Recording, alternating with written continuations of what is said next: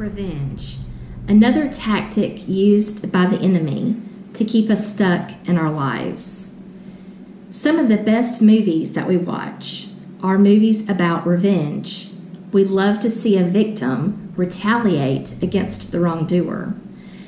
One of my favorite movies that was made in the 90s, entitled Double Jeopardy, starring Ashley Judd and Tommy Lee Jones. This was a movie about revenge.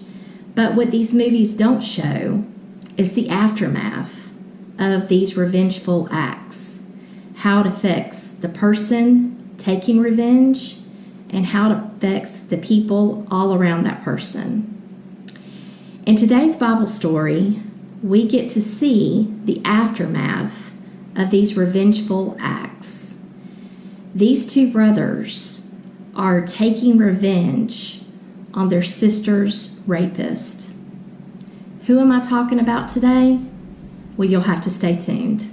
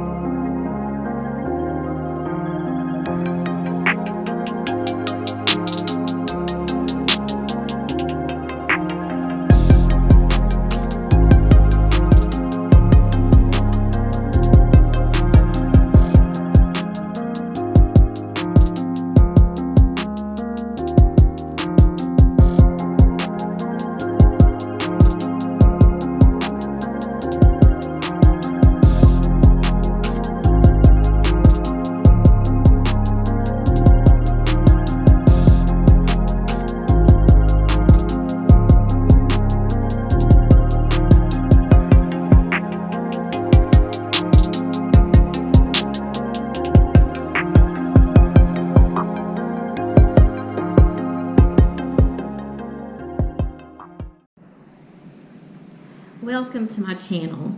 I'm so excited about diving deep into today's tactic of revenge. This story is found in the book of Genesis, Genesis chapter 34, and we are going to be looking today at the story of Simeon and Levi. Simeon and Levi find out that their sister, Dinah, was raped. And to kind of give you a look at the family tree of Simeon and Levi, I'm going to put this on the screen. And when I talk a lot about the 12 tribes of Israel, I'm talking about the 12 sons of Jacob. And two of those sons are Simeon and Levi.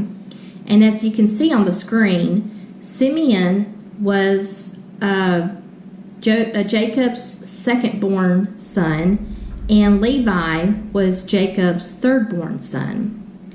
Now Jacob was renamed Israel, and these 12 tribes of Israel are his 12 sons. And Jacob had 4 wives. So with his wife Leah, he had Reuben, Simeon, Levi, Judah, Issachar, and Zebulun. And he also had Dinah, Simeon and Levi's sister. Then Jacob had a Bilhah. That was actually Rachel's handmaid. That was Jacob's concubine. And Jacob had two sons with Bilhah, Dan and Naphtali. And then Jacob had another concubine, Zilpah, and that was Leah's handmaid. And they had Gad and Asher. And then Jacob's 4th wife was Rachel, and they had Joseph and Benjamin. And so you can kind of get the family tree there on the screen and kind of see how Simeon and Levi fall into the family tree. And so Simeon and Levi are angry, right, that their sister has been raped. Their sister has been raped by Shechem. Shechem is not just any ordinary man. He is the prince of the country. And his father's name is Hamor. They are Hivites. And Shechem is your typical spoiled, rich brat. He gets anything he wants. And Hamar spoils him. And so Simeon and Levi are getting back at Shechem, right? They're sending him a very strong message that you don't mess with my sister, you don't mess with us. And Simeon and Levi would kind of be like the bad boys of today, right? Because how they retaliated, how they got back at their sister's rapist, is they not only murdered their sister's rapist, Shechem, but they murdered his father, Hamar, and all of the men in the city, all the men in the city. What did they do to the wives and the children? They sold them into slavery, so they profited from them. And that was their retaliation. You know, it would make a very good movie, right? They sent a very strong message, and everybody that heard about it, you don't mess with us. You don't mess with our family. And so these retaliatory acts, these acts of revenge, you know, how does this play out in the rest of Simeon and Levi's life? Well, what we can learn from this is that this revenge, if left unchecked, it will grow. It will grow into other areas of your life. And we see this growing in their lives. It was only 3 chapters later, and Simeon and Levi are plotting to murder their own brother, their baby brother, Joseph. Now, on the screen, when I had all of the sons up there listed, Benjamin was not born during this time. Okay, so the baby brother was Joseph during this time. And Simeon and Levi were plotting to murder him. So we see Simeon and Levi's revengeful acts towards their sister's rapist out there, out from the family. These revengeful acts are growing. It's like a disease. It keeps spreading. And now it's filtering over into their own family. They're plotting to kill their brother, Joseph. And so when we see Simeon and Levi, we see that they did not fight back. They did not fight back these acts of revenge.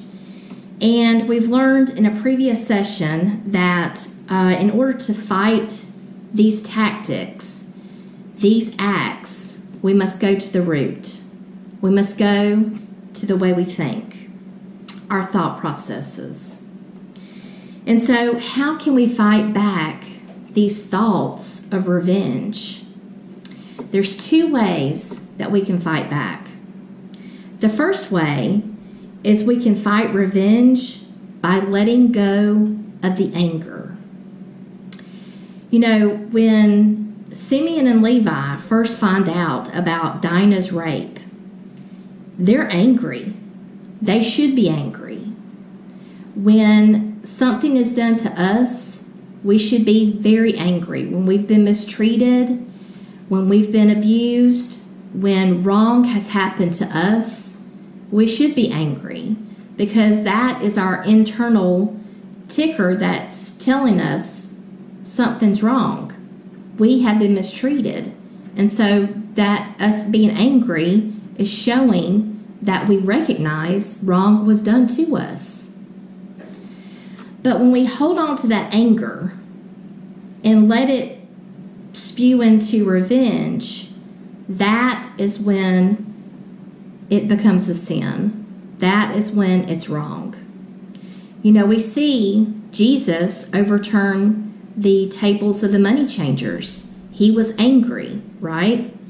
And being angry, we should be angry, but we cannot let that bleed into revengeful acts. And so how can we let go of the anger? Well, we have to do the opposite. We have to rest in God's sovereignty. What does God's sovereignty mean? The sovereignty of God means that we believe He is in control of every single detail of our lives. Every big detail, every small detail. And when we are taking revengeful acts on our wrongdoer, we're basically saying that we can be a better parent to that person than God can be, right? We're trying to take on the parent role. We're trying to correct this person and tell them that what they did was wrong. But no one can correct that person as well as our Heavenly Father. He loves all of us. He corrects us. He brings justice. We may not see the justice, but we can believe that He will bring it to pass. And there is no better justice that He executes than the justice that He executes. You know, we see this in the Bible when the Hebrew slaves are set free and they are experiencing freedom for the very first time. And it doesn't take long, and Pharaoh sends his troops out to kill the Hebrew slaves. And the children of Israel witnessed something with their own eyes. They're having to press onward because they're being attacked by Pharaoh's army. And there's nowhere to go except through the Red Sea.